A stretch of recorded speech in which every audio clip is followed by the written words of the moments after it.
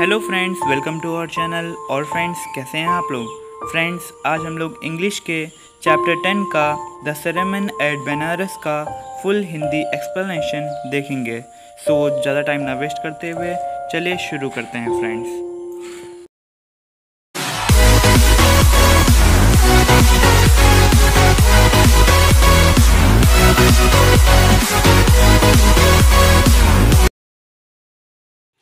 यह पाठ महात्मा बुद्ध का एक संक्षिप्त चित्रण और बनारस में उनके द्वारा किए गए प्रथम प्रवचन का सार देता है। बुद्ध का वास्तविक नाम सिद्धार्थ गौतम था। वह एक राजकुमार थे और 12 वर्ष की आयु में उन्होंने हिंदू धर्म ग्रंथों की शिक्षा प्राप्त करने के लिए भेज दिया गया। 16 वर्ष की आयु में उनका विवाह एक राजकुमारी से कर दिया गया। वह उसके साथ 10 वर्ष तक रहे। 25 वर्ष की आयु में अपनी शिकार यात्राओं के दौरान उन्हें कुछ दुखद दृश्य दिखाई दिए। उन्होंने एक रोगी व्यक्ति को देखा, उसके बाद एक बूढ़े व्यक्ति को, और फिर उसके बाद उन्होंने एक शव यात्रा देखी। इन दुखद दृश्यों ने उनके मन की गहराई को छू लिया। उन्होंने मानव कष्टों का कारण जानने के लिए तथा ज्ञान प्राप्त करने के लिए घर छोड़ दिया। वह 7 वर्षों तक इधर उधर भटकते रहे। अंत में वह एक वृक्ष के नीचे बैठ गए। वहाँ लगातार 7 दिनों तक बैठे रहे और अंत में उन्हें ज्ञान प्राप्त हो गया। उस वृक्ष को अब बुद्धिमत्ता का वृक्ष के नाम से पुकारा जाने लगा। अब सिद्धार्थ बुद्ध के नाम से प्रसिद्ध हो गए। बुद्ध ने अपना प्रथम प्रवचन बनारस में दिया। इस प्रवचन के दौरान उन्होंने एक दंतकथा सुनाई, जिसे नीचे प्रस्तुत किया जा रहा है। किशा गौतमी नाम की एक स्त्री का एक लौता पुत्र था। उस पुत्र की मृत्यु हो गई और वह स्त्री गहरे दुख से भर गई।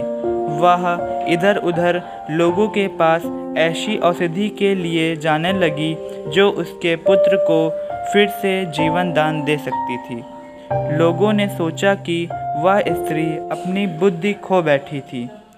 एक बुद्धिमान व्यक्ति ने गौतमी को बुद्ध के पास भेज दिया।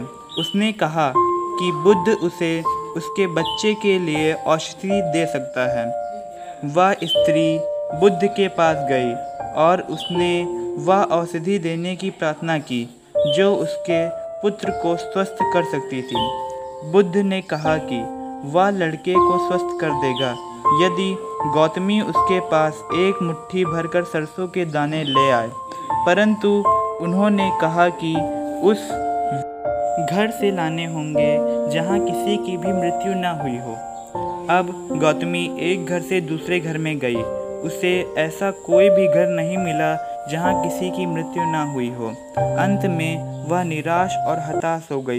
वह रास्ते के एक किनारे पर बैठ गई।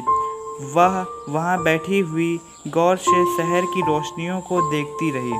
कुछ देर के बाद सारी रोशनियाँ बुझ गई और चारों तरफ अंधेरा फैल गया। इस अंधेरे ने स्त्री के हृदय को एक नई भावना से भर दिया। उसने स्वयं से कहा कि मैं अपने दुख में कितनी स्वार्थी हो गई हूँ। मृत्यु तो सब पर आती है। बुद्ध ने यह कहानी लोगों को यह बताने के लिए सुनाई कि मृत्यु पर शोक करना मूर्खता है। प्रत्येक व्यक्ति जो जन्म लेता है उसे एक ना एक दिन मरना अवश्य होता है। बुद्धिमान व्यक्ति शोक नहीं करते हैं।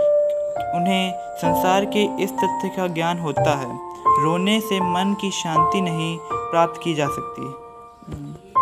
शांति प्राप्त करने का एकमात्र उपाय अपने दुखों पर विजय पा लेना है। वह व्यक्ति जिसने सभी दुखों पर विजय पा ली है, शोक से मुक्ति पा सकता है और मन की संपूर्ण शांति पा सकता है। सो फ्रेंड्स, ये थी आपकी फुल चैप्टर का हिंदी एक्सप्लेनेशन। सो हमारे वीडियो को लाइक करिए, शेयर कीजिए एंड सब्सक्राइब करिए।